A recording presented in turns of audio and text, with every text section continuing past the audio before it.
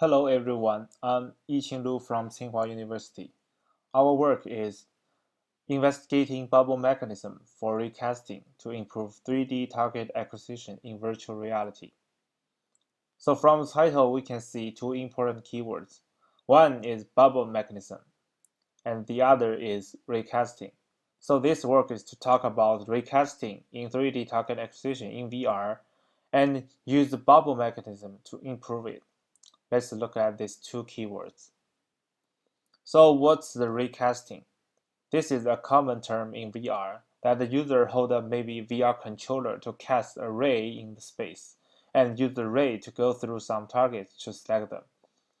The ray allows the user to identify a very remote target, but it's difficult for the user when the target is so small. Because the user's hand is not so stable and the ray maybe trembles. So many previous researchers paid a lot of attention to improving the recasting. Next, what is bubble mechanism? This term is from the work Bubble Cursor presented by Grossman in 2005.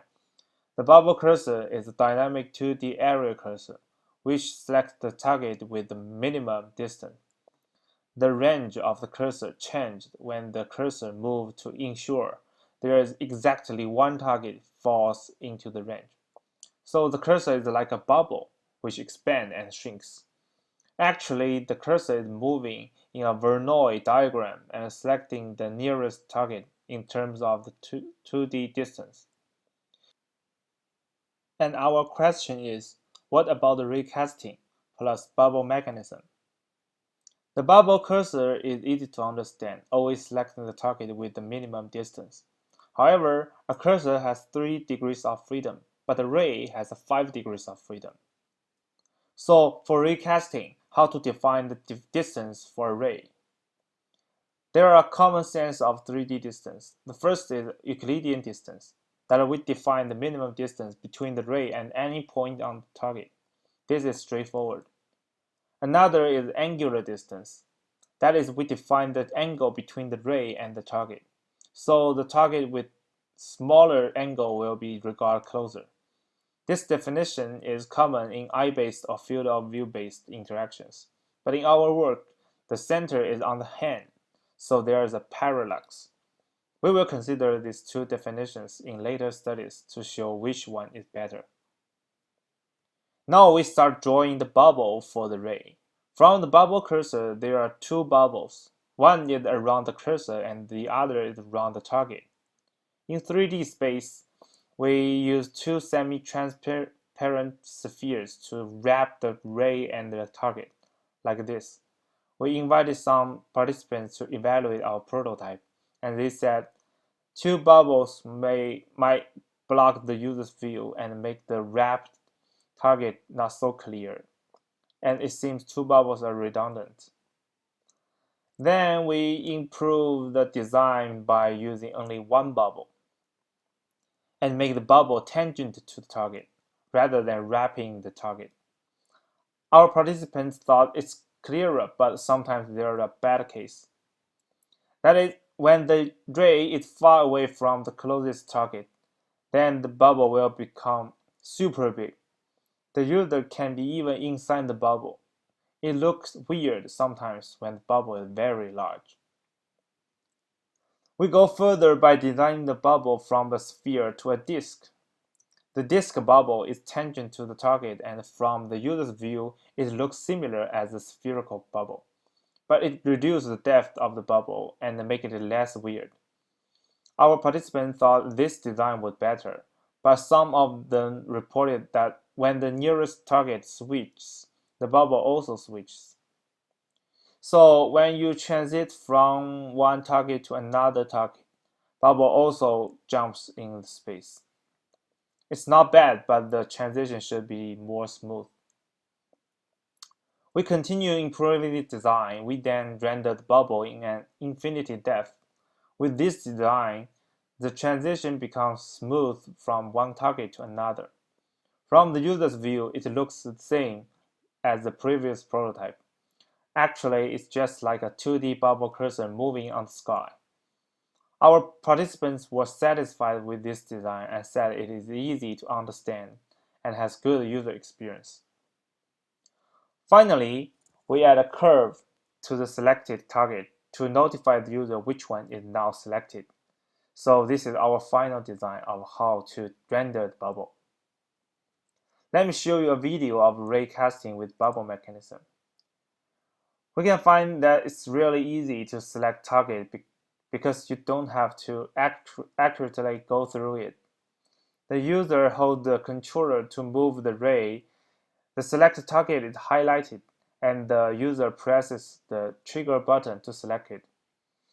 Selecting very small target or occluded target is also easy because you can use the space around the target to help you.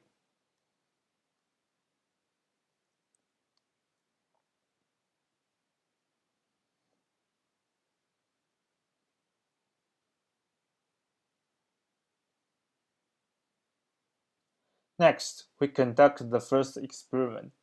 Our goal is to evaluate the recasting with bubble mechanism in general cases. So-called general cases are scenes without difficulties, that the targets are arranged randomly and sparsely. The task is to select 10 targets with 3 repetitions, totally 30 times in a scene.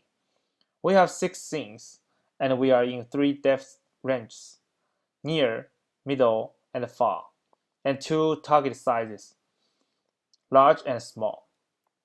Near range is where the user can directly touch targets. Middle range is the room scale range, and far range are only accessed by recasting. We vary the depth and the size to create different types of scenes. And we recruited 12 participants and built a platform in HTC Vive with Unity. We evaluated 7 techniques in this experiment. Technique 1 is 3D bubble cursor, which is the extension of 2D bubble cursor in 3D space. Technique 2 is go-go, which is the virtual hand metaphor. The user controls the virtual hand by stretching the arm. The distance of the virtual hand from the body will be nonlinear function to the position of the controller. The nonlinear mapping allows the virtual hand to grab targets far away from the body. Technique 3 is naive ray. It's the simple and normal recasting. Technique 4 is heuristic ray. Heuristic ray calculates a score for each target and selects the target with the best score. The score is based on spatial models and temporal models. The spatial model evaluates the relationship between the ray and the target, maybe based on the angle between them. The temporal model provides the accumulation of the scores over a period of time. Note that this score function is always implicit to the user, but our bubble mechanism make the process explicitly. Technique 5 is a typical two-step technique. In the first step, the user multi-selects targets using a cone-like ray casting. In the second step, the user identifies the desired target within select targets, which we call disambiguation. There are many disambiguation methods, and we choose the squad that the targets are arranged in 4 quadrants and eliminate progressively. Technique 6 and 7 are recasting with bubble mechanism. We call them bubble rays. In terms of the distance definition, we have 2 bubble rays. Bubble ray E for Euclidean distance and bubble ray A for angular distance. Due to the coronavirus situation, we can go back to our lab to record more videos to show how these techniques work. I appreciate you to read our paper and reference if you have some questions about these techniques. So 7 techniques were evaluated. Due to the range of selection, bubble cursor was only evaluated in near scenes, and go-go was only evaluated in near and middle scenes. This is the result of task completion time in all 6 scenes. We can find that naive rate was slow when targets became slow. Other techniques all had a consistent performance in all things. And we find bubble rate A always had the least task completion time. A repeated measures ANOVA showed the bubble rate A had a significant higher speed. We also examined the error rate. We found bubble cursor, quad cone, and two bubble rates had a significantly lower error rate. We also measured moving distance, which reflects how long the user moved the controller. We found naive ray, heuristic ray, and bubble ray A had a significantly shorter moving distance, which indicates the user's hand won't be tired. We also collected subjective feedback from participants using a 7-point Likert scale questionnaire. We asked them on 4 measures. What's the performance of the techniques? Are you tired to use it? Is it intuitive? And the overall performance. We found that bubble ray A was again consistently rated the best in all measures, which shows it had good user experience. So we have several findings from this experiment.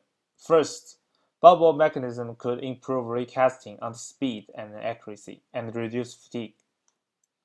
Second, bubble ray A had higher selection speed and good user experience. Third, our evaluation in the general cases were trivial. Advanced recasting techniques like heuristic ray, quad cone, and two bubble rays all have good and stable performance whatever the scenes change. This motivates us to evaluate them in more complicated cases. So we conducted the second experiment. The second experiment included 3 extreme cases: high density, high occlusion, and density and occlusion. In high density scene, there are 7 by 7 targets in a dense matrix, and the margin between targets is very limited. In high occlusion scenes, 4 targets are behind a large distractor. That means 4 targets behind is occluded by the front one. In density and occlusion scene, there are 5 by 5 by 5 targets in a cubic layout, so the inner targets are both dense and occluded. We also recruited 12 participants and built the platform in HTC Vive with Unity. In this, we evaluated 5 recasting techniques in this experiment.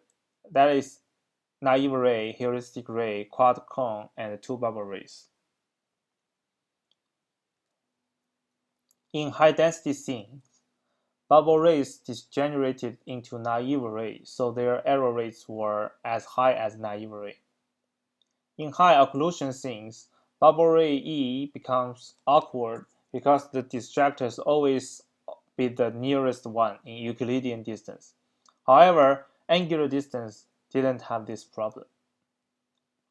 In density and occlusion scenes, all recasting techniques had higher error rates, except quad cone, because it had a disambiguation step to increase the robustness. In general, we can find that bubble ray A had a higher selection speed, but in dense scenes it became error prone. There are several findings. First, angular distance is better than Euclidean distance. Second, in dense scene, due to the temporal model in heuristic ray, it will be sticky that attaching the ray on the target and solve the hand tremble problem. Third, from the post-experiment talks, users prefer the quad cone in these extreme cases because users pay more attention to the success rate rather than the speed when the scene is complicated. We propose some improvements over the bubble rays as our future works. First, we have speed surrounding dependent bubble ray. In sparse case, the bubble ray remains the same, but in dense case, or when the user's rate is slow, it becomes a sticky rate to make less selection errors. Or we can combine the gaze with the bubble rays. With gaze, we can only consider targets within the user's gaze region to avoid some unintentional selections. Alright, thank you for listening.